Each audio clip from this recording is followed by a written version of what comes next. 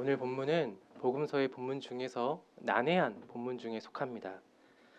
오늘 본문을 난해하게 만드는 이유는 이 가나안 여인을 대하는 예수님의 태도 때문이죠. 26절에 있는 말씀을 우리 같이 한번 읽어볼까요? 26절입니다. 시작.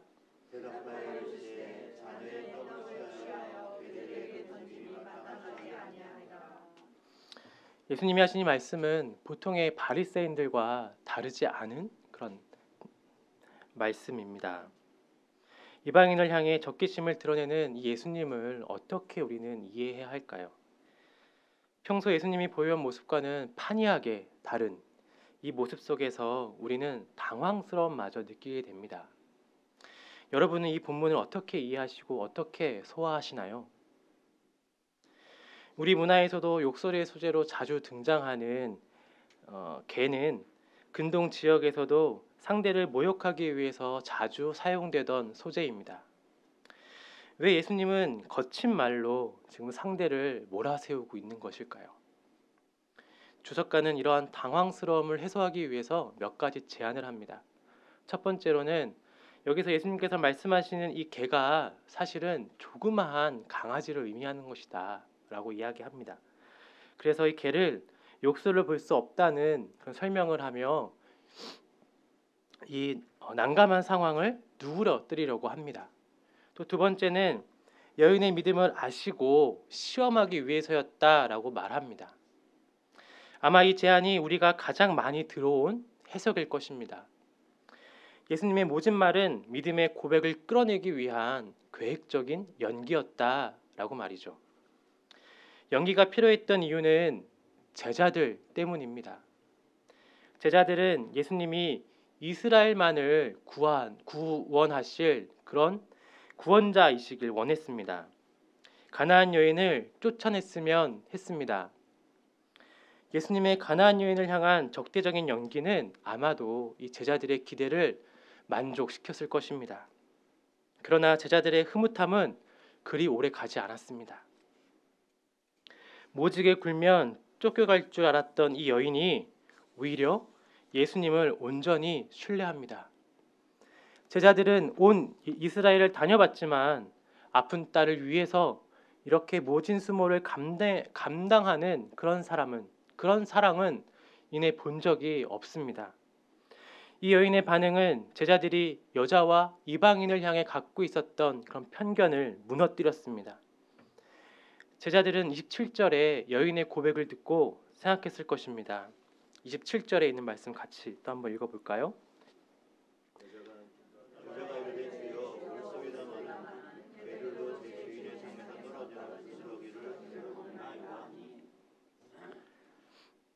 제자들은 이 이야기를 듣고 이 여인이 아니면 도대체 누가 우리 주님께 구원을 얻을 수 있겠는가라고 생각했을 것입니다. 이 극적인 장면 때문에 그들은 자신의 낡은 전통과 편견을 붙들고 씨름할 수밖에 없었습니다. 이제 더 이상 하나님은 자신들이 쳐놓은 울타리 안에 얌전히 갇혀 계실 분이 아니라는 것을 이들은 알았겠죠. 또한 하나님의 긍휼이 유대인뿐만이 아니라 온 세상을 향해 뻗어가고 복음은 차별 없이 모든 사람을 구원할 복음이라는 것 또한 이들은 알게 되었을 것입니다. 여기까지가 이 본문을 통해 자주 듣던 이야기입니다. 그렇죠? 네. 이 해석을 통해 강조되고 있는 것은 예수님이 모든 것을 아셨다 하는 전지, 그리고 여인의 믿음, 또 제자들의 또 한 차례의 회심입니다. 이러한 해석이 타당하다고 생각하지만 이 본문에서 일어나고 있는 일의 전체를 설명하기에는 약간 부족한 듯한 느낌을 받게 됩니다. 무엇보다 예수님이 사람이었다는 사실이 약화되고 간과됩니다. 이 해석에선 사람의 믿음이나 마음, 생각을 꿰뚫어 보시는 그런 신적인 초월적인 속성의 예수님의 모습만 강조될 뿐이죠. 서두에서 이 본문이 가장 난해한 본문이라고 말씀드렸었는데요. 그러나 동시에 이 본문은 예수님의 가장 인간적인 면모를 또한 발견할 수 있는 본문이 될 것입니다. 이쯤에서 우리의 초점을 다시 본문의 예수님께로 옮겨보고자 합니다. 예수님께서 거기서 나가사 두로와 시돈 지방에 들어가셨다라고 오늘 우리가 읽었던 21절에서 말씀하고 있습니다. 지금 두로와 시돈을 향하여 가시고 계시는 예수님의 마음은 어떠셨을까요? 얼마 전에 세례 요한이 죽임을 당했습니다. 예수님은 하나님이셨으니 눈 깜짝하지 않고 그 고통스러운 시간들을 잘 견디셨을까요? 세례 요한이 이미 죽게 될 것을 아셨기에 예수님께서는 잘 견디셨을까요? 게다가 방금 전에도 예수님은 노골적인 반대를 당합니다. 바리새인과 서기관들이 떡 먹을 때에 제자들이 손 씻지 않은 일로 시비를 걸었던 것이죠. 제자들은 예수님의 가르침을 도무지 이해하지 못하고 있습니다. 유대인들은 정결만 따지며 소모적인 논쟁만을 반복하고 있습니다. 이들을 택하신 것이 세상 전체의 생명과 복되라는 것이지만 그들은 편을 가르고 자기 주의로 높은 경계를 만들어 자기 전통과 신조를 받아들이게 하는 데에 혈안을 기울이고 있습니다. 예수님의 마음은 어떠셨을까요? 저마다 자기 길을 주장하며 오히려 예수님을 반대하는 이 상황이 예수님은 하나님이시니 멀쩡했을까요? 실망스럽고 또 낙심되지 않았을까요? 어쩌면 두로와 시돈을 향한 것이 당분간 이 바리새인들과 서기관들을 마주하고 싶지 않을 정도로 낙심되어서는 아니었을까요? 도무지 알아듣지 못하는 유대를 잠시 떠나고 싶을 정도로 실망하고 또 노여워하셨던 것이 예수님의 마음이 아니었을까요? 이방 땅에서 예수님은 유대에서 보지 못했던 믿음을 만납니다. 기대하지 못했던 믿음의 사람을 만납니다. 개들도 제 주인의 상에서 떨어지는 부스러기를 먹습니다 하고 말하는 이 여인을 만납니다. 제자들조차 깨닫지 못했던 것을 이 이방 여인은 알고 있습니다. 예수님이 온 세상을 긍휼로 구원하실 분이라는 것을요. 8절에서 예수님은 바리새인들 향해서 이렇게 이야기합니다. 너희는 입술로는 나를 공경하지만 마음으로는 내게서 참 멀다 라고 말씀하셨죠. 그런데 이 여인은 아마도 그 말씀에 반대일 것입니다. 말만이 아니라 마음으로 예수님을 공경하고 또한 신뢰하고 있는 사람이 바로 이 여인 아니었겠습니까? 예수님의 답답함과 낙심이 이만저만이 아니었을 텐데 이 여인이 예수님께 얼마나 큰 위로가 되었겠습니까? 오늘 말씀을 통해서 이 여인을 배우기를 원합니다. 그리고 또 예수님을 배우기를 원합니다. 먼저 우리도 이 여인처럼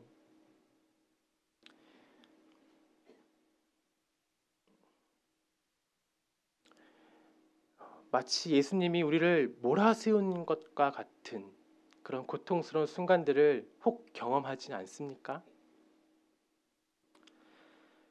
내가 감당할 수 없는 그런 문제들이 내 삶을 찾아오곤 하지 않습니까?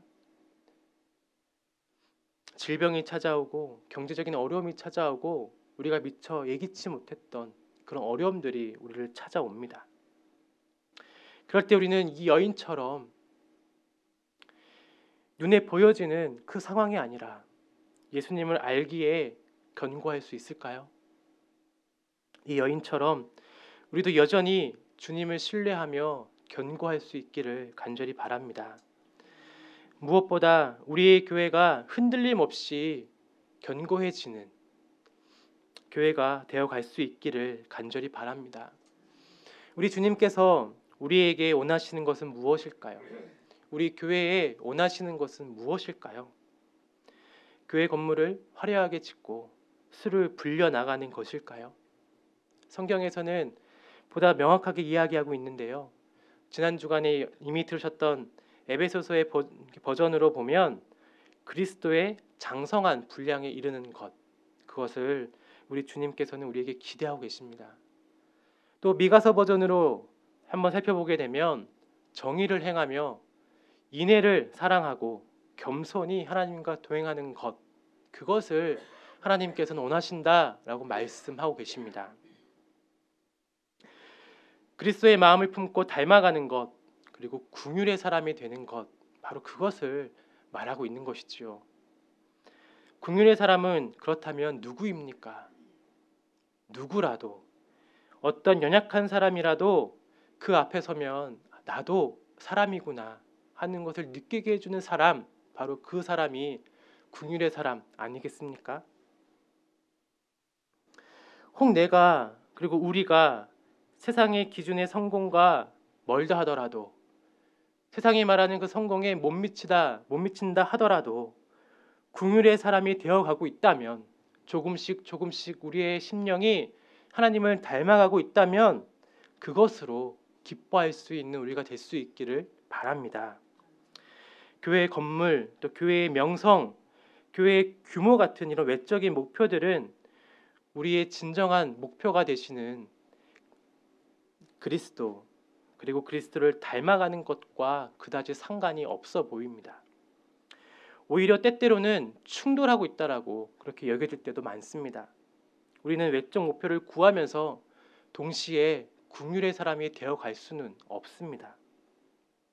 바라기는 우리가 이 여인처럼 예수님이 우리에게 원하시는 것이 무엇인지 알기에, 그래서 그 터 위에 견고하게 서 있는 신실한 사람이 되기에 예수님께 위로가 될 수 있는 그런 사람들이 다 될 수 있기를 바랍니다. 세상에서 믿음을 볼 수 없어 낙심하고 실망하실 때에 우리가 희망이 되고 위로가 될 수 있기를 바랍니다. 부디 우리가 예수님이 우리에게 주고자 하시는 것에 견고히 붙잡혀 서 있을 수 있는 교회가 될 수 있기를 간절히 바랍니다. 예수님을 닮아가는 긍휼의 삶을 우리의 삶의 방향에 겨냥하고, 그래서 우리의 교회가 긍휼이 넘실거리는 그런 공동체가 될 수 있기를 간절히 바랍니다. 두 번째로 우리는 예수님을 배워야 합니다. 예수님은 완전한 사람이셨습니다. 예수님이 완전한 사람이셨다는 것은 사람으로서 겪으신 고통과 낙심의 순간, 예수님이 뚜렷하게 보이신 그런 선택들과 그런 결정들이 우리에게 본보기가 될 수 있다라는 말이 될 것입니다. 낙심의 순간 예수님은 이 믿음의 여인에게서 위로를 받습니다. 여러분들은 낙심의 순간 어디에서 위로를 찾으십니까? 얼마 전까지만 해도 전 사임을 앞두고 깊은 낙심을 경험했습니다. 저의 삶이 어떤 분들에게는 갑작스러운 일일 테지만 이미 10월 초부터 저 스스로에게는 이미 고민하고 있었던 문제였습니다. 지난 재직회 때 부교육자들에 대한 비용 부담으로 앞으로는 부교육자를 전도사로 쓰겠다라는 이야기도 예산위원장께 들으셨겠지만, 저 역시 비용을 줄이기 위한 교회의 고민에 동의하였기에 이렇게 사임하기로 결정하였습니다. 많은 것이 아쉽습니다. 징검다리 예쁜마을의 사역도 3년 동안 다져온 것 위에 이제 뭔가가 좀 보여질까 싶었던 찰나입니다. 또 올해 시작되는 목장 사역을 통해 성도님들의 삶에 깊이 찾아가 만나고 이런 부목사의 역할을 제대로 할 수 있겠구나 하는 좀 기대감이 제게 있었습니다. 아껴주시고 정들었던 분들을 떠나는 일이 좀처럼 저에게는 쉬운 일이 아닙니다. 심정이 이루 말할 수 없이 착잡했습니다. 과연 어디서 위로를 받을 수 있을까 싶었습니다. 그러던 제게 그동안 제 설교를 전혀 알아들은 것 같지 않았던 징검다리 아이들이 어느 사이인가 약자를 배려하고 긍휼의 시선으로 주변을 바라보는 사람으로 신압으로 자라 있다는 것을 발견하게 된 이후로 저는 제 마음에 큰 위로를 얻었습니다. 내세울 만한 성과는 없지만, 아이들이 눈에 띄지 않지만 서서히 예수님을 닮아가고 있었다는 것에 위로를 얻고 나아갑니다. 우리 사이에 하나님 나라가 자라고 있었다는 것이 여러분에게도 위로가 될 수 있기를 바랍니다. 낙심하고 절망하는 그 순간 우리에게 희망을 주고 위로가 되는 것이 세상이 우리에게 주는 어떤 위로와 평화가 아니라 하나님 나라가 바로 우리 옆에서 자라고 있다는 이 사실이 우리에게 큰 위로가 될 수 있기를 바랍니다. 사역지가 정해지지 않고 나가는 것 때문에 많은 분들이 염려하시는 것 같습니다. 그제 모 교회의 원로 목사님을 찾아 뵈었었는데요. 설 인사를 갔었는데 88살의 어르신도 어찌나 걱정을 하시던지요. 원래는 임지는 구해놓고 사임하는 거라고 그렇게 신신당부를 하셨습니다. 다시는 그러지 말라고 그렇게 이야기를 하시더라고요. 아마 여러분들도 같은 마음으로 걱정되실 거라고 생각합니다. 제가 임지를 구하는 데 열심을 내지 않았던 이유는 단순합니다. 제가 좋은 임지를 구해서 나가면 만에 하나라도 아이들에게 좋은 데 가려고 버리고 나간다는 느낌을 줄 수 있지 않을까 하는 그런 마음 때문이었습니다. 또 정들었던 곳을 떠나 한 주 만에 아무 일 없었던 듯 다른 곳에 적응하는 게 과연 가능할까 싶은 그런 마음이 있기도 때문입니다. 부교육자이기에 임지 이동이 어쩔 수 없는 것이지만 옮기는 과정마다 저희 수준에서 임택진 목사님이 말씀하셨던 소시장의 소가 되지 않기 위해 노력하려고 합니다. 교회와 여러분들을 위해 기도할 테니 여러분들도 이 부족한 사람을 위해서 계속 기도해 주시기를 바랍니다. 오래 있으면서 삶을 나누고 또 함께 좋은 교회를 이루어가고 싶었지만 그러지 못해 죄송합니다. 무엇보다 섭섭해 주시고 속상해 주시는 우리 노 권사님들 그리고 교우님들께 감사합니다. 그동안 이 부족한 사람을 아껴주신 여러분들에게 감사의 인사를 드립니다. 감사합니다. 이 시간 우리가 함께 기도하기로 합니다. 시간 기도할 때에 예수님께 위로가 되는 신실한 사람, 신실한 교회가 되게 하여 주시옵소서. 더 나아가 예수님이 우리에게 원하시는 것, 긍휼의 사람이 되어 우리가 예수님의 마음을 시원하게 하는 그런 기쁜 보석과 같은 사람들이 교회가 되게 하여 주시옵소서. 또한 우리 안에 스며드는 하나님 나라에서 위로를 찾고 위로를 얻는 우리 모두가 될 수 있도록 도와주시옵소서. 이 시간 우리가 함께 기도하겠습니다. 하나님, 높은 뜻 섬기는 교회를 하나님 올려드립니다. 우리 교회가 하나님께 기쁨이 되는 교회가 되게 하여 주시옵소서. 세상의 허탄한 그 꿈을 쫓지 않게 하여 주시옵시고 늘 그 마음의 중심을 하나님께로 모아드리는 교회가 되게 하여 주시옵소서. 우리가 다만 그리스도의 장성한 분량에 이르기까지 하나님의 그 긍휼의 마음을 닮을 때까지 힘써 수고하고 또 그것을 목적 삼아 경주하는 교회가 우리들이 되게 하여 주시옵소서. 하나님 날마다 함께 하여 주셔서 우리의 교회를 그렇게 자라가게 하시고 우리의 교회가 하나님의 나라를 선명하게 드러내어주고 보여내드리는 그런 교회가 되어지게 역사하시고 함께하여 주시옵소서. 주님께서 늘 우리 교회 가운데에 또 사랑하는 모든 성도님의 삶 가운데에 늘 함께하시고 또 그 삶 하나님께서 붙잡아 주시며 때때로 우리가 속상하고 눈물 흘리고 아파할 때에 하나님 찾아가 주셔서 그 삶을 붙잡아 주시고 위로하여 주시옵소서. 늘 좋은 소식 하나님 앞에서 우리가 참 수고했다라고 하는 그런 기쁜 소식들을 서로 주고받으며 왕래할 수 있도록 하나님께서 늘 우리를 새롭게 하시고 붙잡아 주시옵소서. 주님이 그대 앞에 계셔서 그대에게 바른 길 보이시기 바랍니다. 주님이 그대 곁에 계셔서 그대를 팔로 껴안아 지키시기 바랍니다. 주님이 그대 뒤에 계셔서 못된 사람들의 나쁜 계획에서 그대를 보호하시기 바랍니다. 주님이 그대 아래 계셔서 그대가 떨어지면 받아주시고 그대를 덫에서 꺼내주시기 바랍니다. 주님이 그대 안에 계셔서 그대가 슬퍼할 때에 그대를 위로하시기 바랍니다.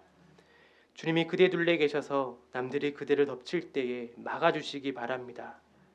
주님이 그대 위에 계셔서 그대에게 복 주시기 바랍니다. 이처럼 그대에게 은혜로우신 하나님이 복 주시기 바랍니다. 우리 주 예수 그리스도의 은혜와 하나님의 다음 없는 사랑과 성령의 교제 교통 함께하심 인도하심이 예수님의 위로가 되고자 하는 신실한 사람, 더 나아가 긍휼의 사람이 되고자 하는 우리 모두에게, 또한 우리 안에 스며든 하나님의 나라에서 위로를 얻고자 하는 우리 모두에게 이제로부터 영원까지 함께 하시기를 간절히 축원하옵나이다. 아멘.